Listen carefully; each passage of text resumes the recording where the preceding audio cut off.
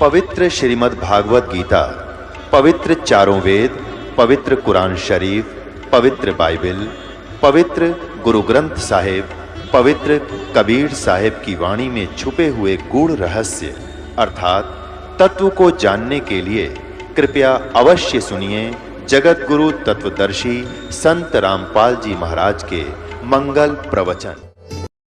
कर जोरूं विनती करूं, धरूं चरण पर शीश।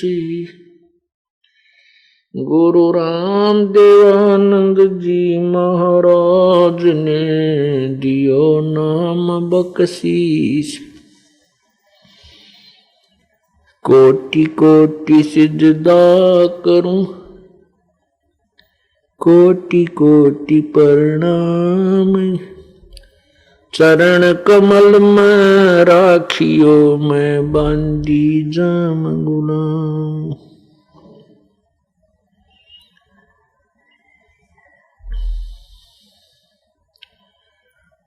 जय इब के सतगुरु मिले, सब दुख आँखों रोए। चरणों ऊपर शीश रखूं, कहूं जो कहनी हो।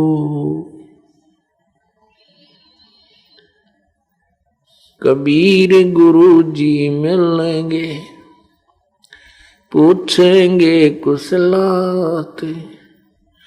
आद अंत की सब कहूं, अपने दिल की बात।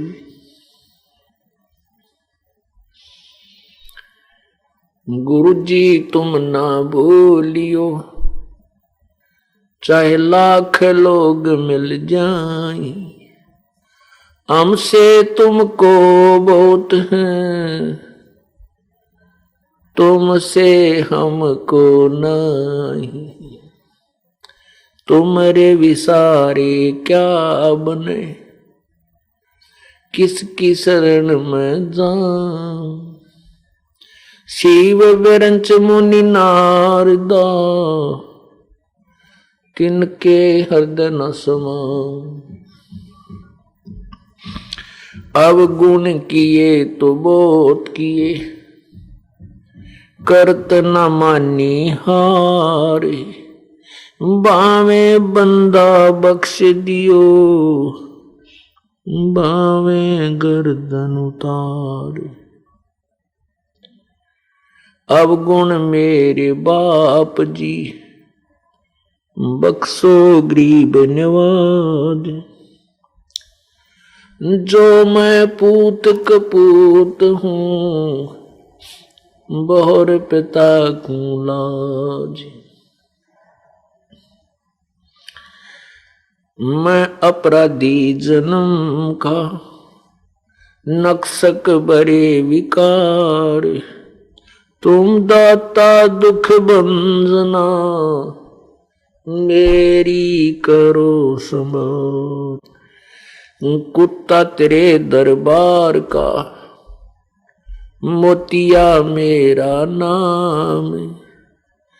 गले प्रेम की जेवड़ी, जा खेचो वहां जाऊं। तो करो तो बावड़ू, दूर दूर करो तो जाऊं। जो राखो तो ही रहूं, जो देवो सो खाऊं।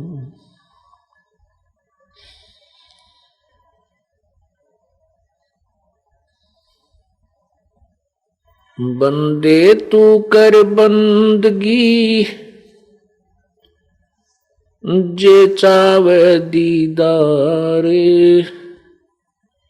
अवसर मानुष जन्म का, भाई मिले न बारंबार। मानुष जन्म दुर्लभ है, ये मिले न बारंबार।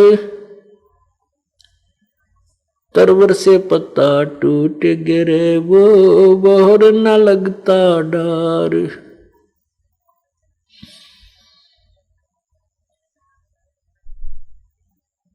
पतझड़ आवत देख कर बन रोवे मन माही। ये ऊंची डारी पात थे अब पीले हो जाही। पात झड़ता न्यू कहे सुन भई तरवर राय। अब के बिछड़े नहीं मिले न जाने कहाँ गिरेंगे जाए।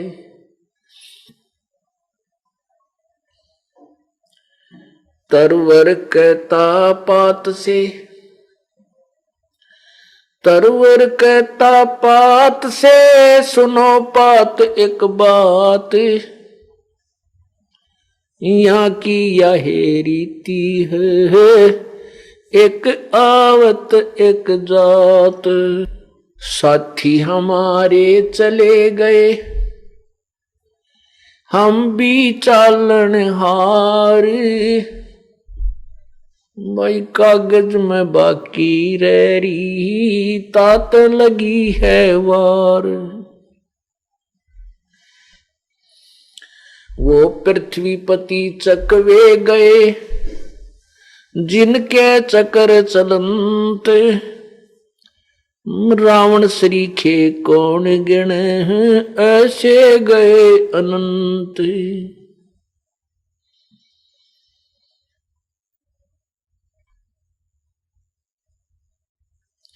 लूट सको तो लूटियो राम नाम की लूटी। पीछे फिर पछताओगे हे प्राण जाएंगे छूट।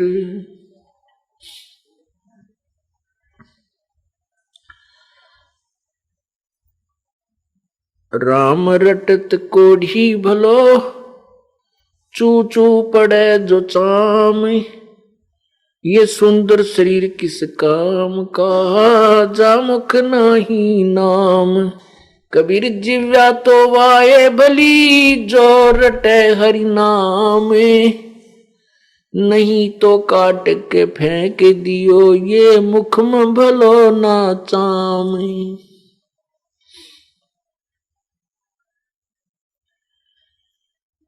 राम रटत कन्या भली साकट भलो न पूत। छेरी के गल गल थना जिसमें दूध ना मूत।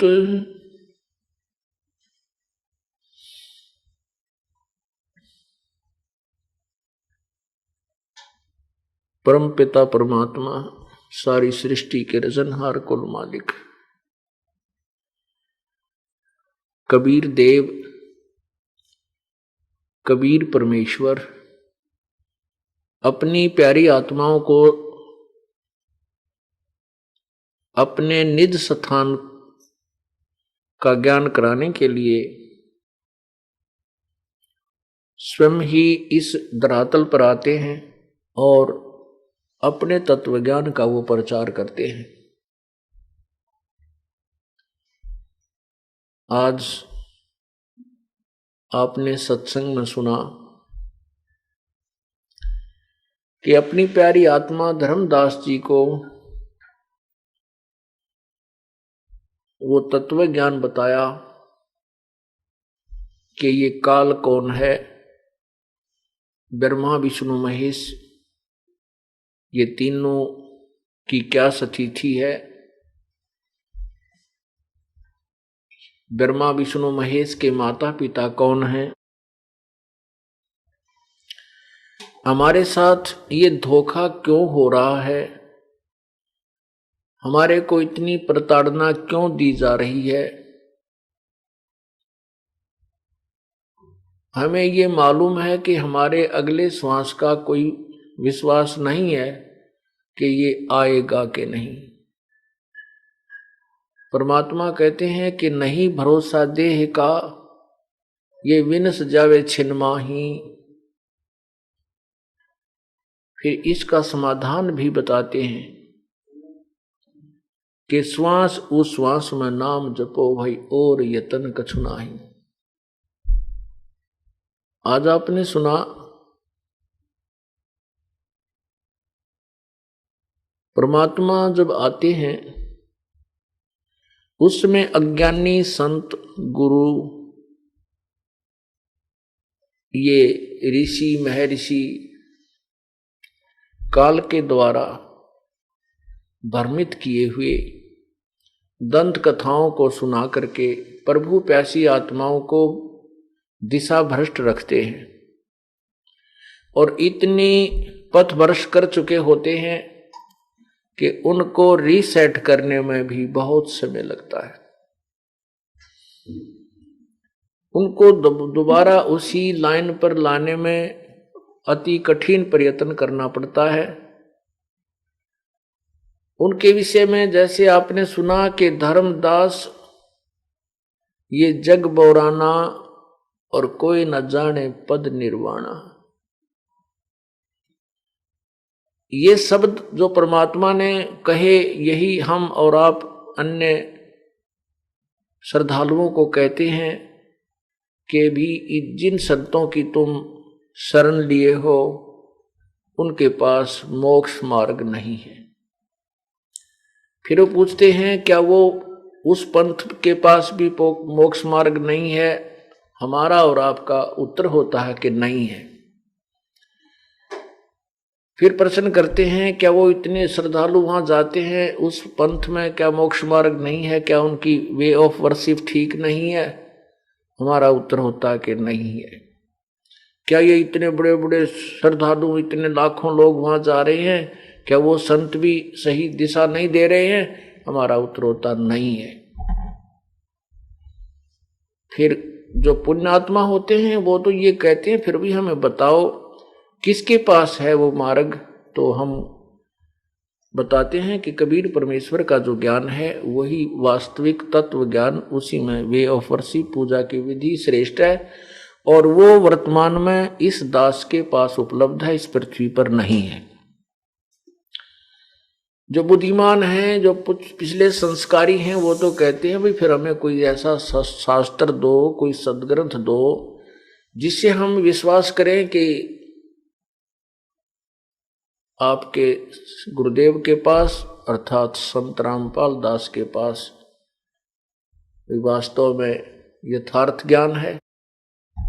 तो पुण्यात्मा तो शास्त्र पढ़ते हैं, फिर निर्णय लेते हैं, जो उसके अंदर निर्णायक ज्ञान दे रखा है उसको स्वीकार कर लेते हैं।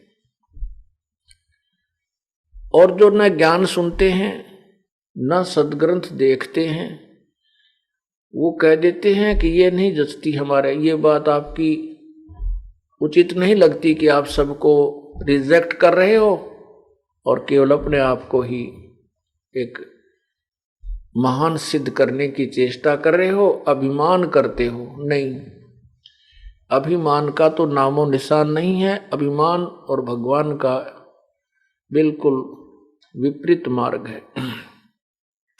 इस चीज से हम पूर्ण परिचित हैं कि जिस दिन इस प्राणी में अभिमान आ जाएगा परमात्मा दूर हो जाएगा। इतनी दूर हो जाएगा कि उसको निकट लाना बहुत मुश्किल हो जाएगा, बहुत कठिन होगा। इसलिए अभिमान नाम की तो कोई वस्तु होगी ही नहीं हम हमारे अंदर, क्योंकि हम तत्व ज्ञान से परिचित हैं। लेकिन हम सत्य ज्ञान हमें ऐसा प्राप्त है कि हम ये कह सकते हैं कि किसी के पास और ये भक्ति मार्ग नहीं है। इसको चाहे अभिमान समझो या एक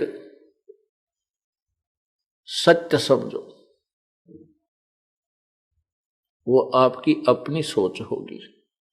ये सच्चाई है कि इस संसार में आज के वर्तमान में परमात्मा ने इस अनमोल भंडार को दास के सामने ही खोला है। इस दास को सद्बुद्धि दी है अपनी कृपा से, जिससे इन उलझे हुए नौमन सूत को उन्हीं की कृपा से सुलझा पाए हैं। तो वो पुण्यात्मा भी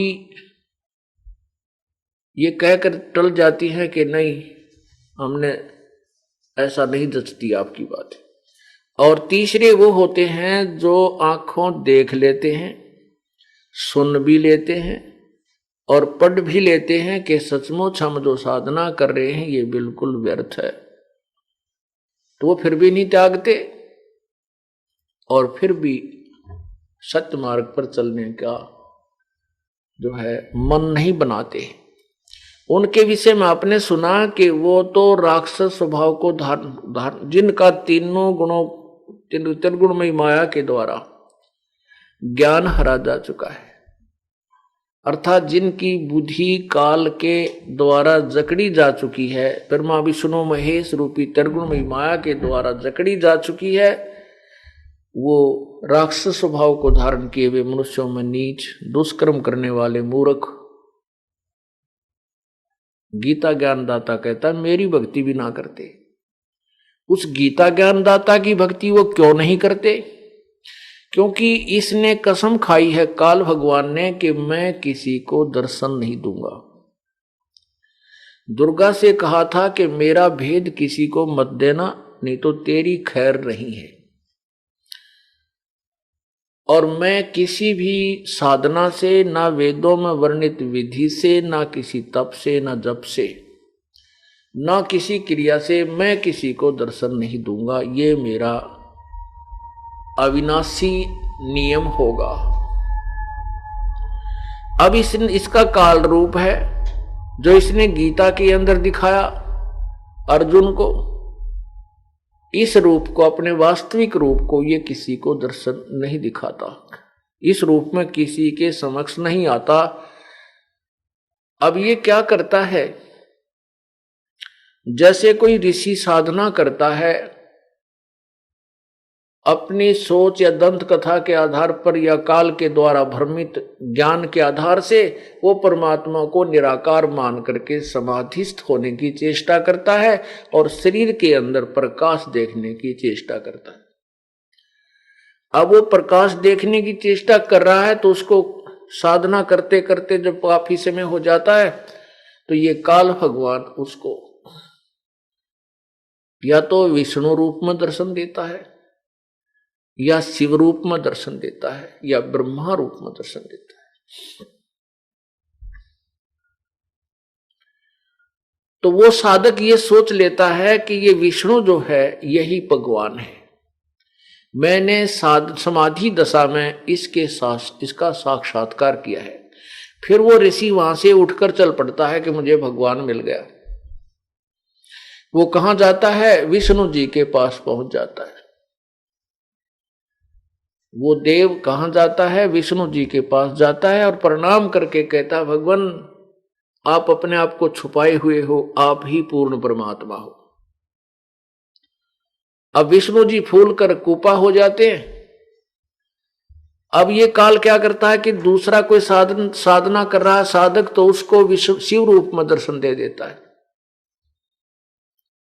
वो अपनी समाधि तोड़ करके चल पड़ता है कि मुझे भगवान मिल गया, और ये भगवान शंकर ही जो रजतमो गुण है उसी को पूर्ण परमात्मा मानकर उसी के गुण गाने लग जाता है कि यही भगवान है, क्यों भ्रम में रहते हो, यही भगवान है, यही सारी सृष्टि का रचनहार है।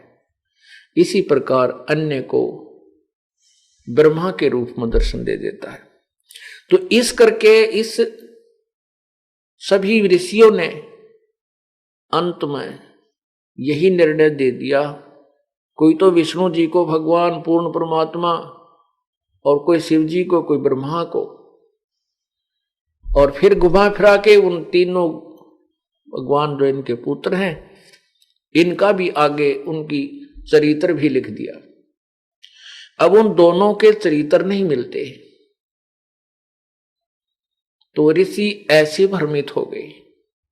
किसी ने साधना करने की चेष्टा की तो दुर्गा ने दर्शन दे दिए, काल ने दर्शन नहीं दिए, तो वो दुर्गा के पुजारी हो गए।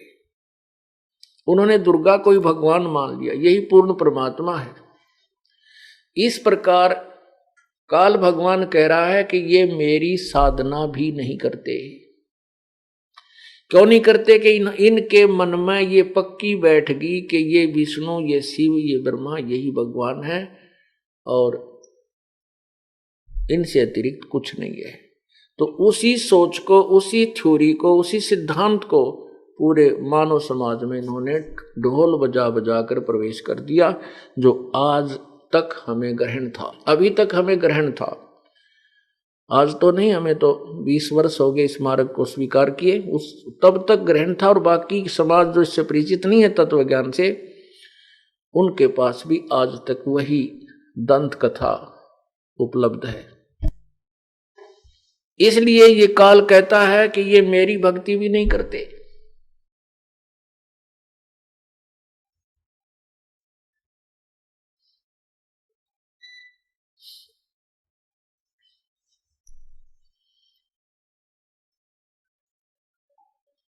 आपने सुना था कि धर्मदास मैं कहूं चिताई, तेरे देवन की उत्पत्ति भाई। परमात्मा कहते हैं कि मैं तुझे अब इन तीनों देवताओं ब्रह्मा विष्णु महेश की उत्पत्ति बताता हूं। जैसा कि आज आपको सत्संग में सुनाया गया था,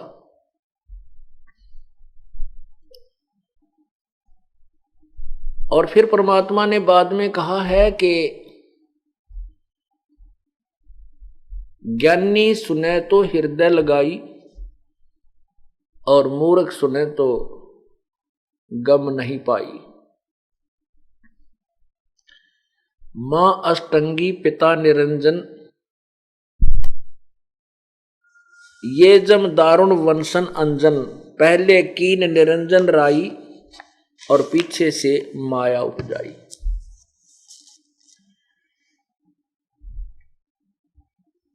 ये आप सुबह सुन चुके हैं, आगे सत्संग को सुनाते हैं।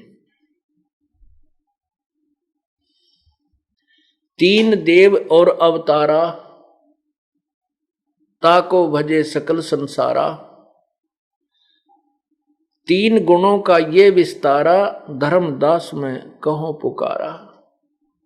ये तीनों गुण रजगुण ब्रह्मा, सतगुण विष्णु, तमगुण शिव जी का ही ये फैलाया हुआ जाल है। और इसमें मुख्य ये काल है, ज्योति निरंजन है, ये ब्रह्म है। तीन गुणों की भक्ति में ये भूल पड़ो संसार, कहे कबीर निज नाम बिना कैसे उतरे पार। तीन गुणों की भक्ति में, यही तो गीता जी बता रही है कि इन तीनों गुणों की तक की जो साधना करते हैं वो मूर्ख, वो मुझे भी नहीं भजते। तीनों गुण कौन है? रजगुण ब्रह्मा है, सतगुण विष्णु, तमगुण शिव जी। ये देखिएगा श्रीमद् भगवत गीता अध्याय 7,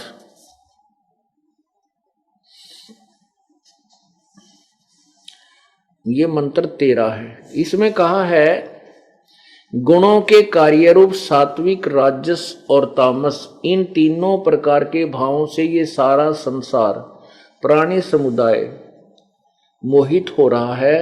इसलिए इन तीनों गुणों से परे मुझ अविनाशी को नहीं जानता। वैसे तो इसका अर्थ सुबह बताया था, वो है कि ये कहता है कि ये लोग जो ब्रह्मा विष्णु महेश तीनों गुणों तक की साधना पर आधारित हैं, ये मुझे और उस अविनाशी को नहीं जानते। तो इससे सिद्ध है कि इन तीनों गुणों से परे, अर्थात रजगुण ब्रह्मा है, सतगुण विष्णु है, तमगुण शिव जी। अब यहां ये प्रकरण क्लियर करना आवश्यक हो जाता है कि रजगुण ब्रह्मा है, सतगुण विष्णु है, तमगुण शिव जी। पुण्यात्माओं, ये सत्संग सथल है। सत्संग का अर्थ होता जहां पर केवल सच्चा ज्ञान प्रचार किया जाए, जिसमें कोई झूठ मिलावट ना हो, उसको सत्य संग कहते हैं। जिसमें झूठ का कोई भी काम ना हो, वही सत्संग कहलाता है। यहां पर केवल सत्संग है, और अन्य स्थानों पर आपने सत्संग के स्थान पर कुसंग सुना है। वह सत्संग नहीं था, केवल भ्रमित करने का एक सेंटर, केंद्र बना रखा उन लोगों ने, और जनता को भ्रमित करके काल के जाल में पूर्ण रूप से फंसा दिया है। और इस सत्संग स्थल पर ये सत्संग स्थल जो है ऐसा है जिसमें, ये ऐसा विद्यालय है जिसमें पहली कक्षा के बच्चे भी आते हैं और दूसरी कक्षा के, तीसरी कक्षा के और अंतिम कक्षा के भी बच्चे इसमें आते रहते हैं। तो प्रत्येक को यहाँ पर जो है पढ़ाया जाता है। जो पुण्यात्माएं बार बार सत्संग में आ रहे हैं वो ये ना सोचें कि ये कथाएं तो प्रत्येक बार महाराज जी वही लगभग मिलती जुलती ही सुनाते हैं। पुण्यात्मा ये तो केवल उन लोगों के, उन भक्तों के, श्रद्धालुओं के मन में आ सकता है जो हमारे सत्संग को अभी तक सुन नहीं पाए, अन्यथा नहीं आएगा। फिर भी अगर ऐसा कुछ आता है तो वो अभी पापग्रस्त है, उसके ऊपर पापों का प्रभाव अर्थात वो जबर चढ़ा हुआ है। जैसे परमात्मा कहते हैं तुलसी पिछले, कबीर जी कहते हैं कबीर पिछले पाप से हरि चर्चा ना भावे और के ऊँग या उठ चले ना और बात चलावे। पिछले पाप के दबाव से परमात्मा की चर्चा अच्छी नहीं लगती और वो क्या करता है, या तो ऊँघने लग जाएगा थोड़ी सी देर में, या कोई और चर्चा शुरू कर देगा, कोई बात याद आ जाएगी बिजनेस और व्यापार की या घर बार की, और उसको कोई कह दे कि भाई बोलना मत, आनंद सा रहा। तो सभी तो ऐसे नहीं होते, कुछ तो ऐसी पुण्यात्मा जिनको एक एक शब्द की चाह होती है, क्योंकि उनको भूख लगी होती है, वो निरोग होते हैं, अर्थात उनको पाप कर्मों का जबर नहीं होता, तो उनको टोकते हैं, रोकते हैं, भाई मत बोलना मत। वो आदत से लाचार होते हैं, उनको दोबारा फिर टोक दिया जाता है तो वो उठ कर चल पड़ता है। परमात्मा उनके लिए कहते हैं कि कबीर पिछले पाप से हरि चर्चा ना भावे सुआवे, या तो ऊँघ या उठ चले ना और बात चलावे।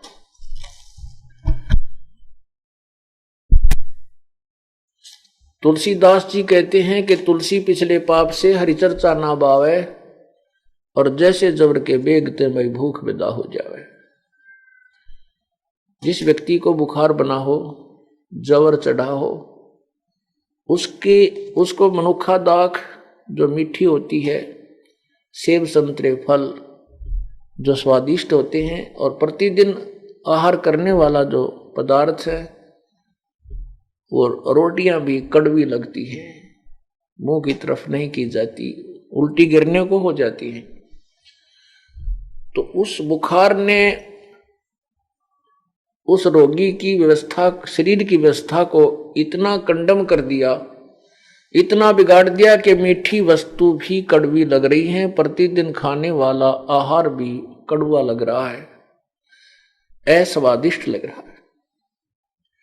अब उसका ट्रीटमेंट क्या है, उसका हल क्या है, उसका जो उपचार क्या है कि बुखार उतारने के लिए कड़वी दवाई ही खानी पड़ती है, चाहे रुचि हो या ना हो।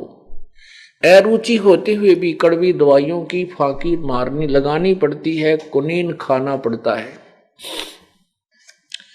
और उसी से वो स्वस्थ होगा, अन्यथा वो अपने जीवन से हाथ धो बैठेगा।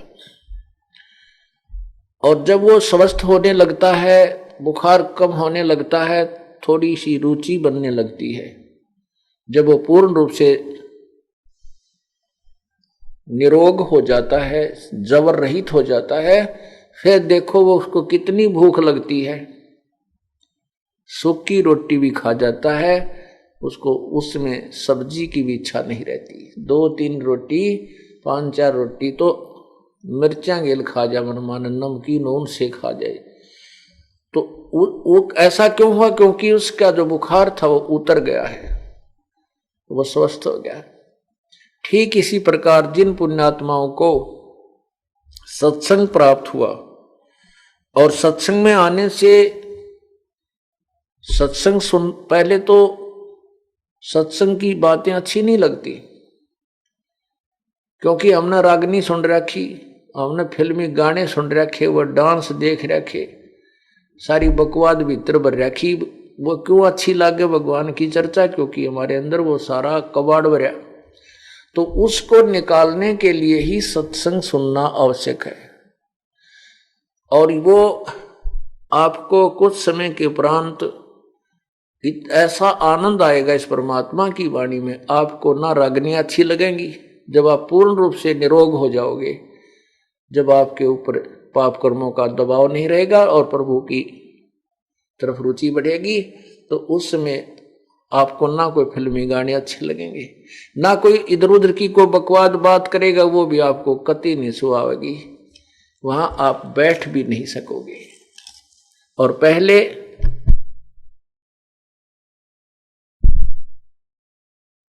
पहले परमात्मा की चर्चा में रुचि बिल्कुल नहीं बनी थी। तो पुण्यात्मा जैसे कोई भक्त यहां पहली बार भी आते हैं, और कुछ ऐसे भी हैं जिन्होंने सत्संग सुन रखे अन्य संतों के, वहां कहते ढोलकी ढालकी बाजरी होगी का हारमोनियम चल रहे होंगे। और कई ऐसे स्थान भी हैं जहां डांस करने लग जाते हैं, कहीं कुछ करते हैं। तो उसने जो वैसे देख रखे हैं, तो वो भी उसी रंग में रंगा हुआ होकर के यहाँ कुछ दिनों तक तो ऐसे ही विचलित रहेगा कि वहां तो ऐसा देखा था, वहां ऐसा देखा था। लेकिन आपने जो यहां देखा होगा कहीं नहीं देखा होगा, और ना ही देख पाओगे। कहने का भाव यह है कि जब भक्तात्मा सत्संग में आते हैं और बेशक रुचि ना हो, प्रभु की चर्चा सुनते रहिए। भले ही प्रथम बार जो आता है उसको लगता है नहीं ये झूठ बोल रहा, नहीं ऐसे नहीं होगा, ऐसे नहीं होगा। और जब आपके समक्ष प्रमाण आएंगे, आप दांतों तले उंगली दबाओगे। एक बार ये दास जब हमारा साथ इस पे आस्था चैनल पर प्रोग्राम आया करता था, तो उन नकली गुरुओं ने, ऋषियों ने, उनके अनुयायियों ने विरोध करके वो बंद करवा दिया। फिर हमने सोचा कि जन साधारण गांव शहर में जाकर के सत्संग करें। वहाँ करने लगे। हम महाराष्ट्र में भी गए, इसमें गुजरात में भी गए, राजस्थान में भी गए, हरियाणा के अंदर भी प्रारंभ किए। बाद में वो भी नहीं अच्छे लगे, वहाँ भी विरोध बहुत ज़्यादा बढ़ गया। तो हमने सत्संग करना फिर वहाँ बाहर बंद कर दिए। अपने करौथा आश्रम में या बरवाला आश्रम में ही सत्संग प्रारंभ किए। वहाँ भी नासो आए दुष्ट आत्माओं ने, क्योंकि ये तो मानव जीवन के शत्रु हैं, कीड़े हैं। इन्होंने तो इनको खाना है, विनाश करना है, ठेका ले रखा कालते। लेकिन अब परमात्मा ने ये अपना प्रोग्राम जो है फुल स्विंग पर चलाना है, इसको कोई नहीं रोक सकेगा। ठीक है, आंधी तूफान आते रहते हैं, परंतु बाग बगीचे तो दृढ़ पौधे होते हैं, वो डगमग नहीं होते, ना उनको कोई नष्ट कर सकता। भाव यह है कहने का कि वहां एक बुढ़िया बैठी, क्योंकि वहां हम सत्संग करते थे, वहां ज्यादा से ज्यादा 150 आदमी आते, 50-60 जन बैठ जाते, 50-60 इधर बैठ जाती माई। तो ये दास सुना रहा था कि एक संत ये नाम देता है, ओम भागवते वासुदेव नमः। एक नाम एक संत ये देता है, और वो उस संत की पुजारिन थी। हमने कहा कि ओम के साथ कोई भी अक्षर नहीं लगना चाहिए। गीता जी अध्याय नंबर 8 के श्लोक नंबर 13 में स्पष्ट किया है कि मेरा तो केवल एक ओम नाम है और उसके साथ और कोई मंत्र नहीं है।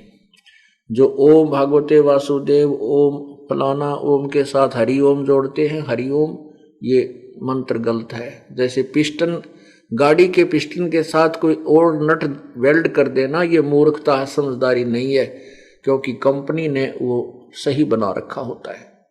वो केवल अपनी चतुरता दिखाने के लिए और उसको पूर्ण रूप से नष्ट करने के लिए ही उस अज्ञानी ने ऐसा किया है।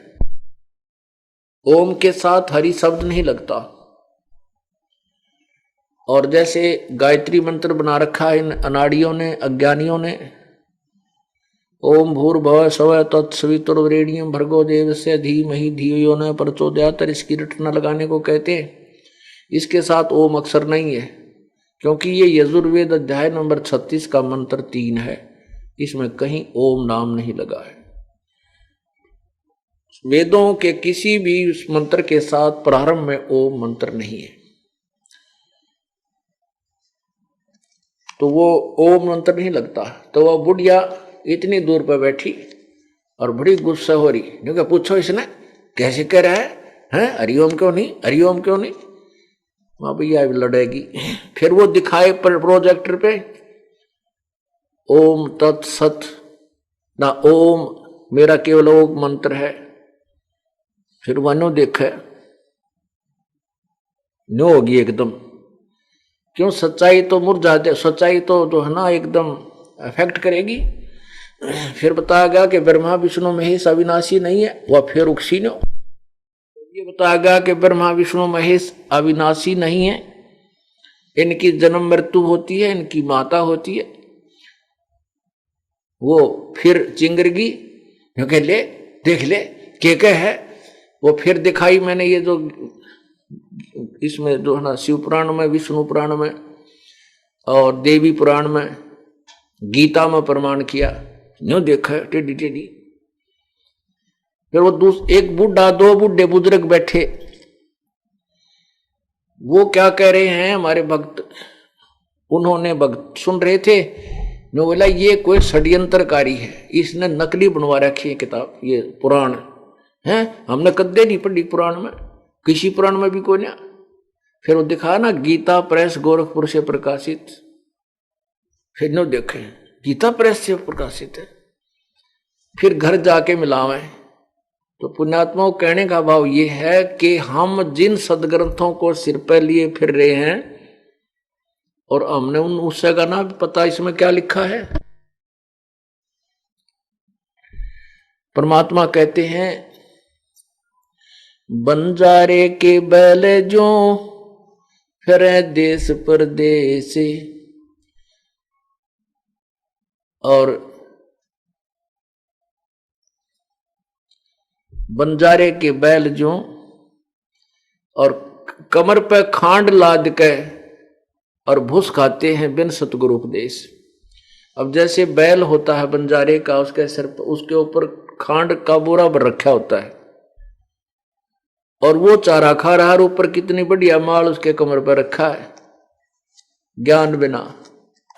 तो कहने का भाव ये है कि हम इन सदग्रंथों को लिए फिर रहे थे और इनमें क्या अनमोल वस्तु लिखी है, इसका प्रयोग ना करके हम और ही ऊट पटांग साधना और ज्ञान की गठड़ी बांध रहे थे।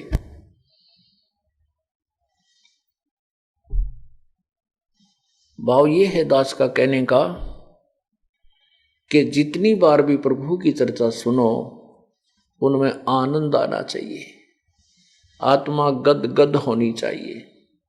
पुराने भक्त हैं, नए भक्तों को तो थोड़ा सा देर में आएगा आनंद, लेकिन पुरानों को ये नहीं होना चाहिए कि यही कथाएं बार बार सुनाई जाती हैं। स्वस्थ होने के बाद वो रोगी उन्हीं रोटियों को प्रतिदिन सुबह और शाम खाता है, उसको बिल्कुल अरुचि नहीं होती क्योंकि वह स्वस्थ है। और जब वो स्वस्थ नहीं रहेगा, उसको उसमें अरुचि हो जाएगी, तो उसको फिर से वही ये समझ लेना कि जैसे आपने रोटी में अरुचि है या तो बदहजमी होगी, यानी रोग शुरू हो चुका है, या फिर बुखार की फिर से शिकायत है। उसका क्या इलाज है? उसका इलाज फिर वही है कि कड़वी दवाई खानी ही पड़ेगी। तो किसी कारणवश आपको ऐसा लगता है तो इस उदाहरण को हृदय में धार लेना। तो ना भी रुचि है तो सत्संग सुनते ही रहना, और कुछ देर के बाद फिर ऐसी रुचि आएगी, आनंद आ जाएंगे, क्यों वो थोड़ा बहुत कोई पाप शुरू हुआ था प्रभावित करना, वो फिर समाप्त हो जाएगा। तो इसलिए आपको फिर दिखाया जाता है कि ये स्वयं स्वीकार करते हैं ब्रह्मा विष्णु महेश स्वीकार करते हैं कि मुझे हम तीनों गुणों से युक्त क्यों कर दिए।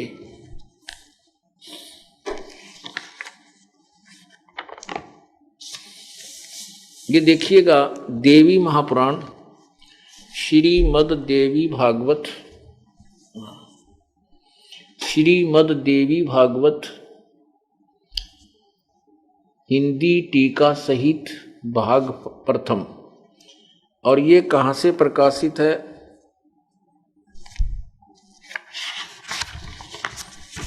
ये देखिएगा अथ देवी भागवतम सभाष्टीकम सभाषा टीकम सभाटम। प्रकाशक हैं खेमराज श्री कृष्ण दास, प्रकाशन बंबई 4। और इसका अनुवादकर्ता कौन है? इसके तीसरे स्कंद में, ये प्रकाशक की लिखा है, इसमें अनुवादकर्ता नहीं मिला। इसके तीसरे स्कंद में लिखा है, ये पृष्ठ है 11 देवी भागवत और अध्याय 5 स्कंद तीसरा, क्योंकि यहां से तीसरा स्कंद प्रारंभ होता है। ये देखो श्रीमद् भगवते अथ श्रीमद् देवी भागवते भाषा टीका युक्ते तृतीय स्कंद है प्रारंभते। ये तीसरा प्रारंभ होता स्कंद। और यहां देखिएगा इसमें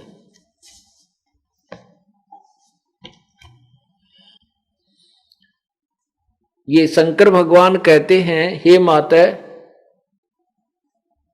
यदि हमारे ऊपर सदा आप दया युक्त हो तो हमको तमोगुण में किस प्रकार प्रदान किया है। ब्रह्मा रजोगुण और हरि सतोगुण युक्त किए, मैं युक्त किए। फिर देखिएगा हिंदी, हे माता, यदि हमारे ऊपर आप सदा आप दया युक्त हो तो हमको तमोगुण में किस प्रकार प्रदान किया है। ब्रह्मा रजोगुण और हरि सतोगुण युक्त किए। ये तो आपने हिंदी देखा। अब देखिएगा इसी की संस्कृत, इसी में दोनों है, संस्कृत भी है और हिंदी भी। ये देखो, यदि दया धर्मना न सदाम्बिके कथम अहम विहित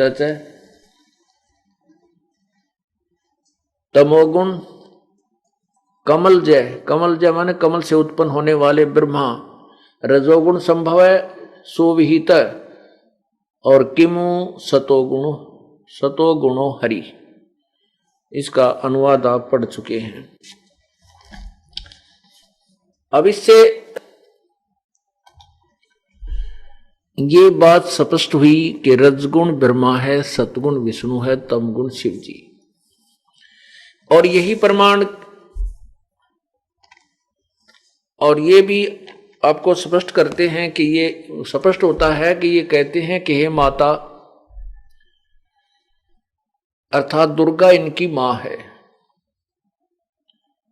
दुर्गा इनकी माता है, ब्रह्मा विष्णु महेश की। और पिता कौन है?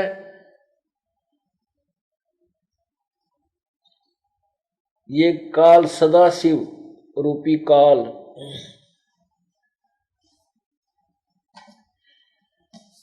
ये देखिएगा शिवपुराण। इस शिवपुराण के अंदर आपको जो सुबह बताई थी वही कथा स्पष्ट होगी। ये श्री शिवपुराण गीता प्रेस गोरखपुर से प्रकाशित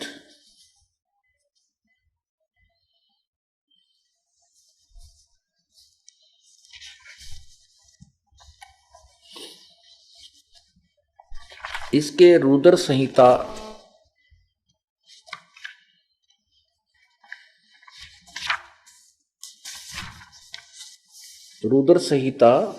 अध्याय नंबर 6, 7 आपको पढ़ के सुनाते हैं।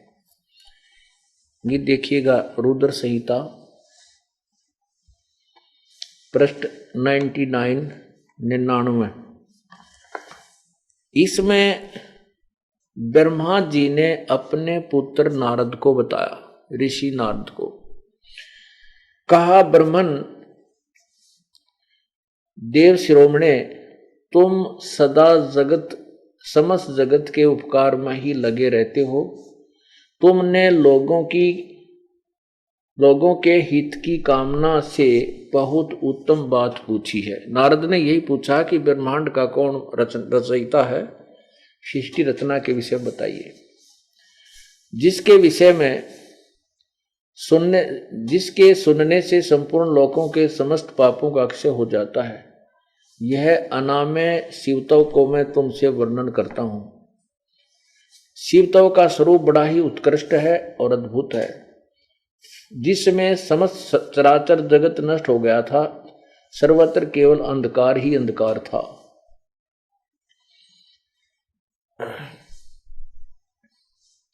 उस समय ये तत् सत ब्रह्म, तत् माने वह है सद ब्रह्म।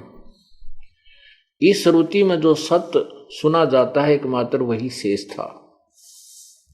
जिस परब्रह्म के विषय में ज्ञान और अज्ञान से पूर्ण उक्तियों द्वारा इस प्रकार ऊपर बताए अनुसार विकल्प किए जाते हैं, उसने कुछ काल के बाद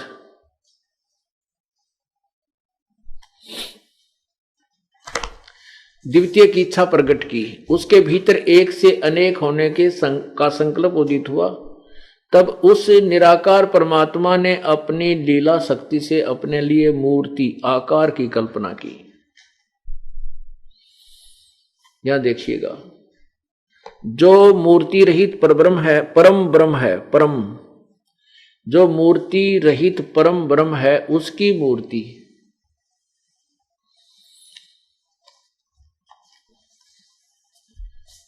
भगवान सदाशिव हैं।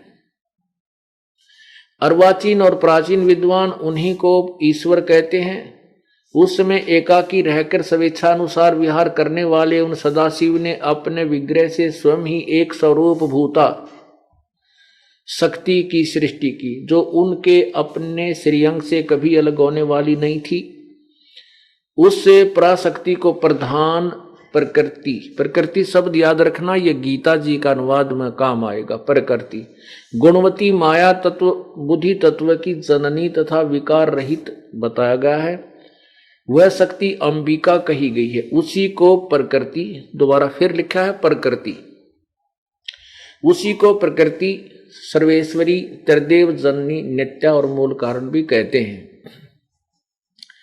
त्रिदेव जननी तीनों देवताओं की मां, उत्पन्न करने वाली, जन्म देने वाली, सदाशिव द्वारा प्रकट की गई उस शक्ति की 8 भुजाएं, उस शक्ति के 8 भुजाएं हैं।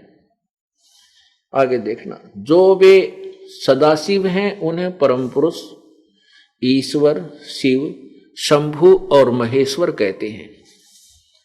वे अपने सारे अंगों में भस्म रमाए रहते हैं।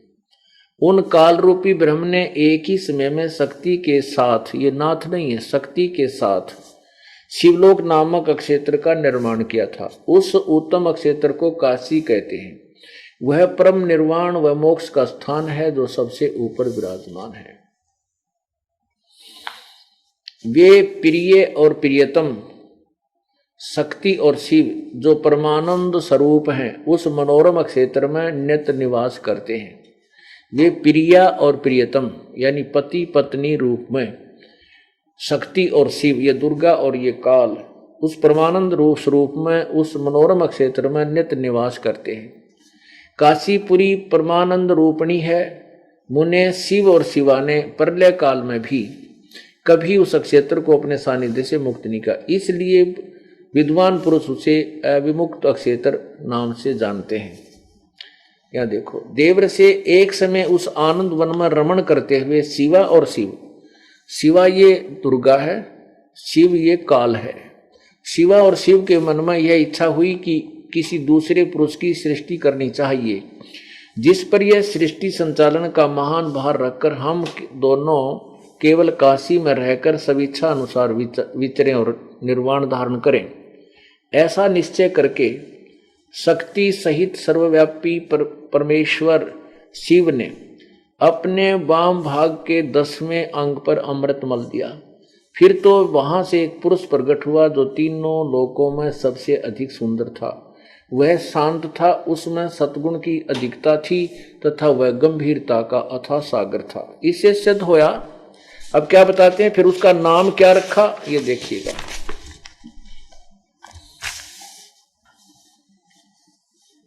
तदंतर उस पुरुष ने परमेश्वर शिव को प्रणाम करके कहा, स्वामिन मेरे नाम निश्चित कीजिए और काम बताइए। उस पुरुष की यह बात सुनकर महेश्वर भगवान शंकर हंसते हुए मेघ के समान गंभीर वाणी में उससे बोले। शिव ने कहा, वत्स, व्यापक होने के कारण तुम्हारा विष्णु नाम विख्यात हुआ। अपनात्माओं, एक तो ये सिद्ध हुआ कि ये काल रूपी ब्रह्म ये ज्योति निरंजन है, और ये भी सिद्ध हुआ कि दुर्गा को प्रकृति भी कहते हैं और ये त्रिदेव जननी है, और यही इन दोनों के संयोग से विष्णु जी का जन्म हुआ। ये तो आपने 6 अध्याय में सुना, रुद्र संहिता, शिव पुराण। और अब 7वें में ब्रह्मा की उत्पत्ति भी इन्हीं से। ये देखिएगा अध्याय 7 रुद्र संहिता 103 पृष्ठ पे। ये अध्याय 6 यहां समाप्त हो जाता है। अब यहां 7 प्रारंभ होता है। ब्रह्मा जी कहते हैं, देव से तत्पश्चात कल्याणकारी परमेश्वर शाम सदाशिव ने पूर्ववत प्रयत्न करके मुझे अपने दाहिने अंग से उत्पन्न किया। उन महेश्वर ने मुझे तुरंत ही अपनी माया से मोहित करके नारायण देव के नाभि कमल में डाल दिया और लीला पूर्वक मुझे वहां से प्रकट किया। अब ये सिद्ध हुआ कि ब्रह्मा की उत्पत्ति और विष्णु जी की उत्पत्ति इस काल रूपी ब्रह्म और दुर्गा से हुई। ये इनके माता पिता हैं। अब यहां लेखक बीच में विचलित हो जाता है। उसको स्पष्ट करने के लिए देखिएगा अध्याय नंबर 9 में इन चारों का वर्णन है। ये है प्रश्न नंबर 110 पे।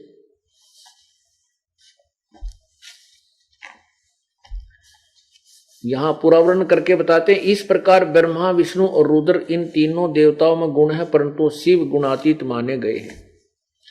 अब यहां 4 हो गए, ब्रह्मा, विष्णु, रुद्र और शिव। ये कैसे हैं? सच्चाई छुप नहीं सकती। ये खूब भ्रमित रहे हैं ये लोग। ब्रह्मा, विष्णु, महेश को भी यथार्थ ज्ञान नहीं है।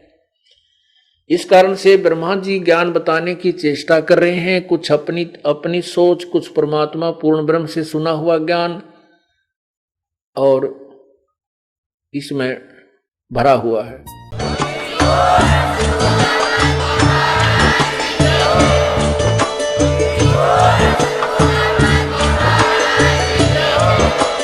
आप सुन रहे थे जगत गुरु तत्वदर्शी संत रामपाल जी महाराज जी के मंगल प्रवचन। अधिक जानकारी के लिए विजिट कीजिए हमारी वेबसाइट www.jagatgururampalji.org। संत रामपाल जी महाराज जी के शुभ आशीर्वाद से पूरे विश्व भर में 500 से भी ज्यादा नाम दीक्षा केंद्र हैं, जिन पर संत रामपाल जी महाराज जी द्वारा ऑनलाइन निःशुल्क नाम दीक्षा दी जा रही है। अपने नजदीकी नाम दीक्षा केंद्र का पता करने के लिए संपर्क करें 8222880541।